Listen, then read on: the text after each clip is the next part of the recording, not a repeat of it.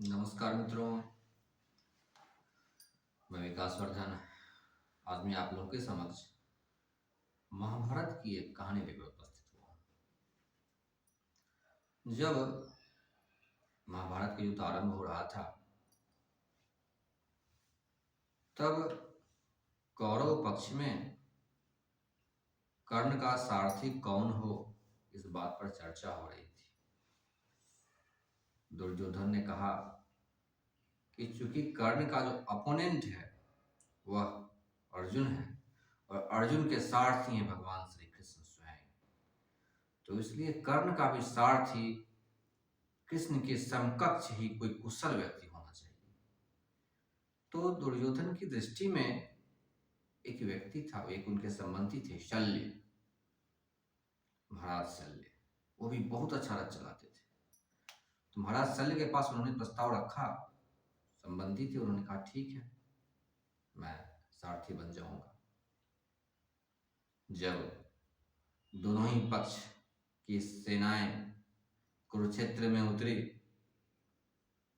तो धर्मराज युधिष्ठिर शल्य के पास गए, महाराज शल्य के पास। उन्होंने कहा कि मैं भी आपका संबंधी हूं और मेरे प्रति भी आपका कुछ धर्म होता है, तो यह धर्म और अधर्म की घड़ी है निर्धारित करने की। मैं आपसे यह निवेदन करूंगा कि आप मेरे पक्ष में आ जाएं। तो महाराज शल्य ने कहा नहीं, अब यह नहीं हो सकता। मैं सब कुछ समझता हूँ, सब कुछ जानता हूँ, लेकिन फिर भी मैं आपके पक्ष में अब नहीं जा सकता, क्योंकि मैं वचनबद्ध हूँ, मैंने इसे वचन दे दिया है, अब मैं आपके पक्ष से नहीं जा सकता।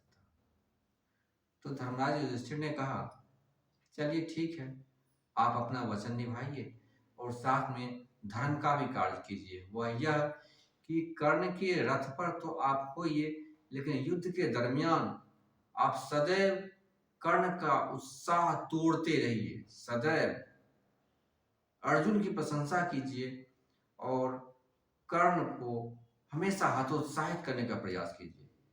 इससे क्या होगा कि कर्ण का आत्मविश्वास, हमेशा खुद को संभालने में उसकी आधी ऊर्जा खत्म हो जाएगी। शल्य को यह विचार सही लगा, बोला कि मेरा दोनों ही धर्म निभ जाएगा। शल्य ने कहा ठीक है, मैं ऐसा ही करूंगा।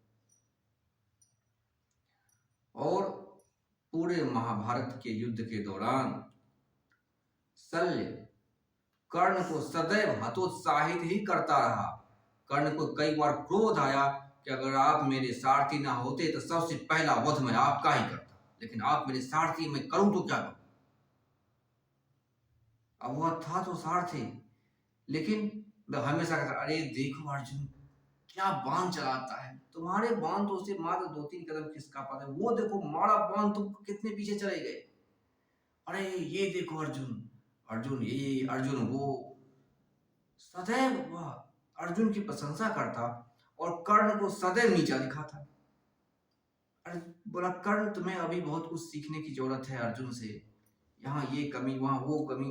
सदैव हमेशा कर्ण के रथ पर बैठ करके वो पूरे महाभारत के दरमियान शल्य ने कर्ण को सदैव हतोत्साहित करने का ही काम किया, सदैव उसे नीचा दिखाने का ही प्रयत्न किया, सदैव जिसे कहते हैं गैस लाइटिंग करना, सदैव उसके माइंड को मैनिपुलेट करने की कोशिश करता रहा। परिणाम आपके सामने है। यद्यपि परिणाम सिर्फ उस कारण से नहीं है, लेकिन जो परिणाम हुआ उसमें शल्य का भी महत्वपूर्ण योगदान है।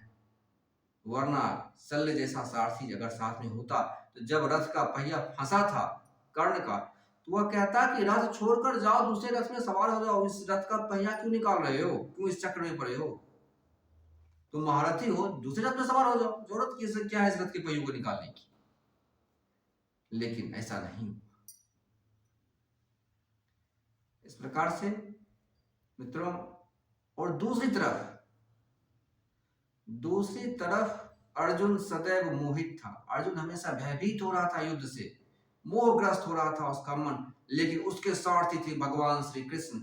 वह सदैव उसकी आत्मबल को बढ़ाए, उसे ज्ञान दिए, माया के जितने बंधन थे सबको काटा, जहां आवश्यकता हुई वहां अस्त्र भी उठाए भगवान कृष्ण ने स्वयं। जब भीष्म पितामह को नहीं मार रहे थे, उन्होंने स्वयं अस्त्र भी उठाया, सुदर्शन चक्र की अगर तुम नहीं मारोगे भीष्म को तो मैं मार दूंगा भीष्म को, क्योंकि मेरे होते हुए धर्म पराजित हो जाए यह संभव नहीं है, वरना मेरा अवतरित होना व्यर्थ हो जाएगा, इसलिए ऐसा मैं होने नहीं दूंगा। एक तरफ कृष्ण थे जो कि पीछे हटते हुए अर्जुन को बल देते थे, और दूसरी तरफ था शल्य जो कि आगे बढ़ते हुए कर्ण को पल पल हतोत्साहित करता था, सदैव उसे डिमोरलाइज करता था। इसलिए मित्रों, जीवन में सारथी बड़ा महत्वपूर्ण है। आपके साथ सदैव है कौन? वह व्यक्ति सदैव आपको हतोत्साहित करता है, डिमोरलाइज करता है, या जिस वक्त आप कमजोर होते हैं उस वक्त आपका बल बनता है। इस पे आपकी सफलता बहुत दूर तक निर्भर करती है। यह कहानी से हमें ये बात समझने को मिलती है। आशा करता हूँ मित्रों, कहानी आपको पसंद आई होगी। कहानी पसंद आए तो चैनल को सब्सक्राइब करें, वीडियो को लाइक करें और अपने मित्रों के साथ शेयर करें। बहुत बहुत धन्यवाद।